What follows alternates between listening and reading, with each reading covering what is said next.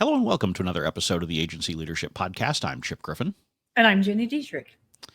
And Ginny, I think we're going to talk about one of our favorite subjects today, Gen Z. Yay! Because who doesn't, part of it is, the old, we get older and so it's all get off my lawn. And, Sure. when we were young, we had to walk uphill to school both ways. But I think there Sure. are indeed some differences with Gen Z that are worth discussing. And in part, this is based on our experiences, but in part, it's also based off of an article that we'll link to in the show notes. It's titled "Creating Space for Gen Z to Ask Everything Will Strengthen Your Team, and Here's How." And so, basically, what we're going to focus on today is Gen Z and how you communicate with them effectively, how you can provide useful and meaningful feedback, because they are a little bit different than previous generations in how they approach work. Yeah. I mean, I think with our generation and even a little bit younger, as long as we put our head down, we came to work, we got our work done, we put our head down, we did a really good job, and we didn't get any feedback, we were good, right? The feedback we got was negative or maybe constructive criticism. But if we weren't getting any feedback, it was sort of like the no news is good news kind of thing with the doctor. We're like, you were good. Well, that's not the case anymore. You have to give feedback. And there's a lot, I think, that goes on with Gen Z. They're very conscientious about personal life and professional lives and not having them intersect, where I think our generation, we tend to see that sort of ebb and flow together a little bit. They're very diligent about their mental health, where I think we were just like, tough it out and get it done and whatever it takes. And so and they want feedback. And so I think we have to keep those three things in mind as we manage and lead them, because it's very different from the way that we have grown up through the ranks. Yeah, and I think some of it is that we remember things the way we want to. So I think there is some element of we walked uphill to Sure. school both ways, Sure. which of course was not true unless, well, it could be if there was a hill in the middle, I suppose. But but I think there is indeed more to it, and I do think that we need to think about these things. And part of it is the nature of work has changed. Fair. When we were up and coming, when we left work, we We left left work. work Yeah, that's because fair. That's fair. we didn't even have when I first started out in agency, I didn't have a cell phone. I didn't have a pager. Those fun little things. I saw a TV show where someone was talking about a pager the other day, and I'm like, well, my kids have no idea what a pager No is. idea. Yeah. And so it was different because you couldn't be doing anything out of work. I mean, it meant someone typically had to leave a message on your answering machine that had an actual tape cassette in it, which Right. again, Gen Right. Z would have no concept of what that even is. And so because the nature of work has changed, it has changed the relationship between employers and particularly those newer to the workforce employees. Yeah, it definitely, that's a really good point. It definitely has changed.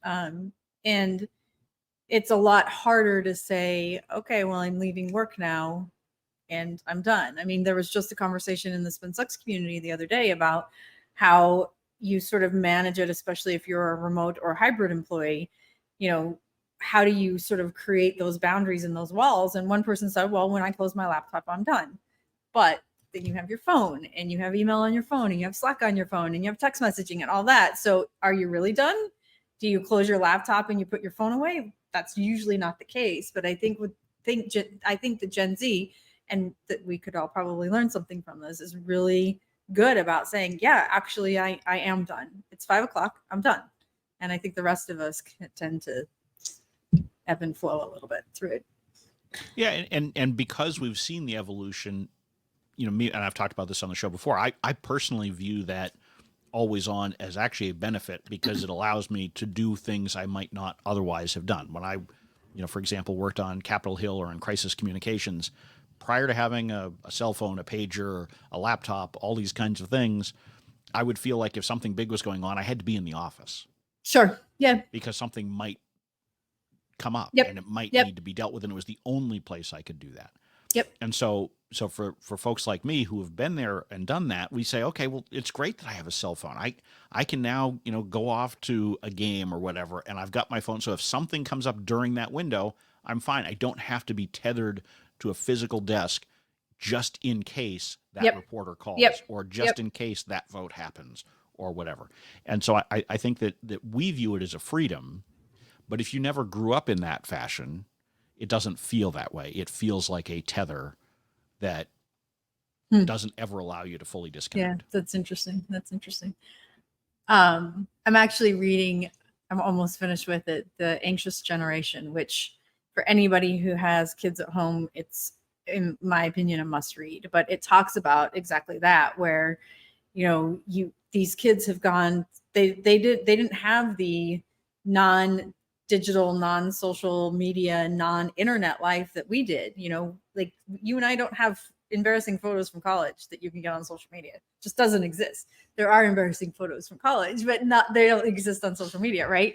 And I think that's different. And we didn't grow up with the front-facing camera and being able to connect with millions of people around the world if we wanted to. We didn't grow up with the idea that we could have a YouTube channel and become, make money at 12 or 13 years old because of it. And because of it, it's creating a lot of anxiety. And I think it's really smart for Gen Z to be able to say, I don't want to have that. I don't want to be depressed. I don't want to have anxiety. I don't want to be tethered to my phone.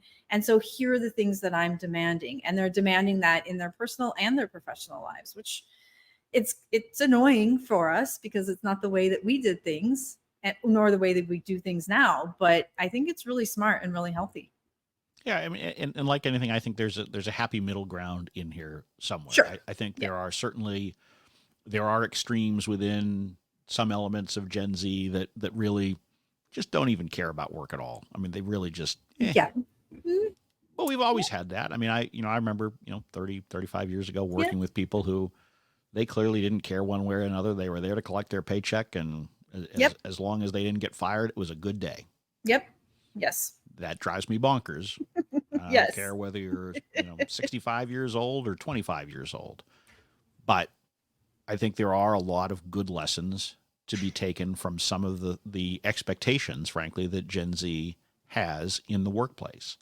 And I think they're particularly important for agencies in terms of thinking about how we structure our work, how we provide that feedback to the employees, because we do need to acknowledge the things that they are doing right in addition to correcting them. And I personally, this is one that took me a long time to learn, because I was very much that head down, just get your job done. Right. If I need to change something, let me know, but I don't need the big pat on the back or a hug or any of those kinds of things. Right. And I learned over the years, even before Gen Z was born, that there were employees who needed more of that. And I think with Gen Z, many, if not most, are looking for that positive reinforcement as well. And so we need to be prepared to give that. And we need to be prepared to think about how do we help them to balance work. And I don't like work-life balance per se, because I think it's very difficult to have to really carve them out as two separate things, because most people today, particularly in a remote environment, are going to do work for a few hours and then do some personal stuff. And so there is clearly some blending. And I don't think that is a bad thing necessarily, as long as you are continuing to be productive. And productive, by the way, doesn't mean that you're just shouldering all the work so that your agency can be profitable because they're not pricing correctly. I would be remiss if I didn't get my pricing right. You would. So there are things that we can and should learn here. Yeah. And I think, it's the feedback one is, I actually just had a conversation with a client about this the other day. Like, because we're entrepreneurs and because we own our own businesses, we tend to, and this is a generalization, but most of us tend to not need process and structure, because we can look at a problem and we can in our heads go, oh, well, let's solve it this way. Right. And so we don't need the process to say, well, you have to do it this way and this way and this way. But that's why we own the business. So our employees need something in written in stone, at least for the time being, that says, here's our process, here's our standing operating procedure, and here's how we give feedback. The feedback might be that you're walking around the office. The feedback might be that you're checking in with a quick Slack huddle. One of the things I like to do is, it's actually really fun when a person first starts, because they kind of freak out, but I'll Slack them and say, hey, do you have a few minutes? And they're always like, and they very quickly learn that it's just me checking in, but I do like to give them that little panic. or type their name in all caps. That's fun to do to Gen Z too. They don't, but I guess not. they don't like their name in all caps. They're like, what?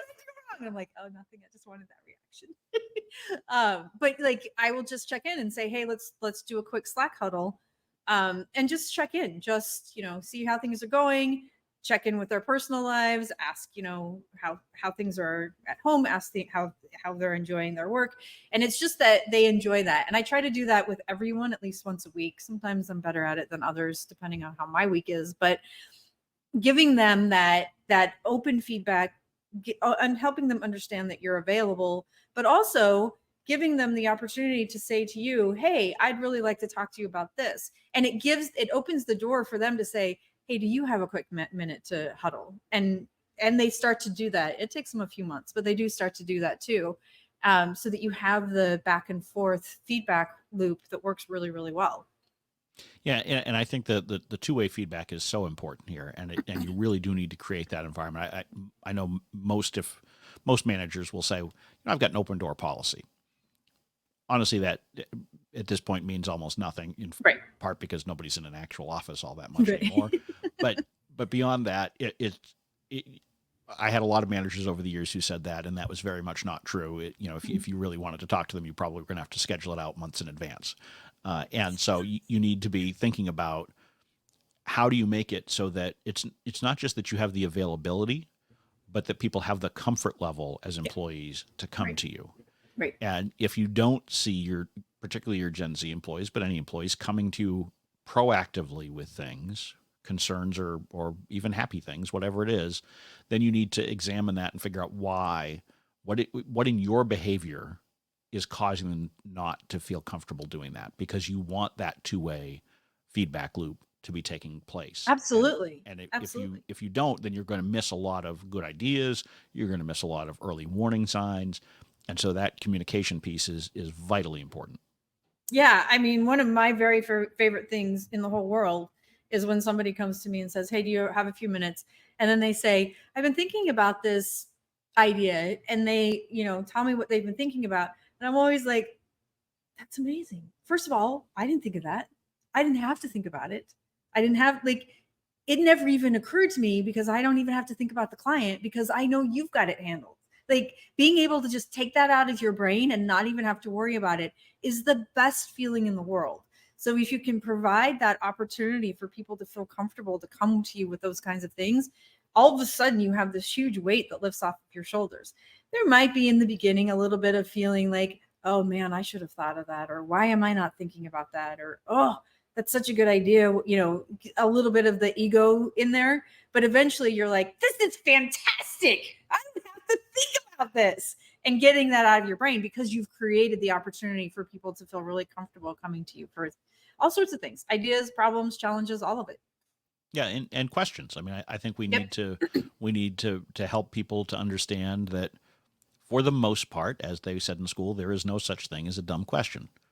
I don't fully believe it. I think there are some truly dumb questions. And the environment that I always try to create is, you can ask me any question you want. I would just prefer you not ask the same question that's been asked and answered repeatedly. That will drive me bonkers, and has driven me bonkers with employees over the years, where I'm like, well, we just talked about this last week, and the answer is the same as the one I gave you last week. So there does have to be some education on the part of the Gen Z employees and others that we can't go down that road. Right. But otherwise, if it's something that you are legitimately curious about, or you need the information, come with it, because too often we end up throwing our junior employees in the deep end of the pool and hoping that they can swim. Yep. And we need to be much more proactive, not just at the onboarding stage, although that is important. And I see many small agencies that don't really shoving people into the deep end of the pool on day one. And that just doesn't make any sense to me at all.